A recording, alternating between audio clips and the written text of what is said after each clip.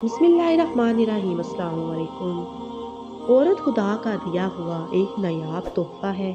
एक हामला औरत की 2 रकत नमाज आम औरत की 70 रकत नमाज से बढ़कर है। सुभान अल्लाह। शोहर परेशान घर आए और बीवी उसे तसल्ली दे तो उसे जहाद का सवाब मिलता है। जो औरत अपने बच्चे के रोने की वजह से सो ना सकी उसको 70 गुलाम आजाद करने का सवाब मिलता है। शोहर और बीवी की एक दूसरे को मोहब्बत की नज़र से देखे तो अल्लाह उन्हें मोहब्बत की नज़र से देखता है। जो औरत अपने शोहर को अल्लाह की राह में भेजे वो जन्नत में अपने शोहर से 500 साल पहले जाएगी। जो औरत आटा गूंथते वक्त बिस्मिल्लाह पढ़े तो उसके रिज़्क में बरकत डाल दी जाती है।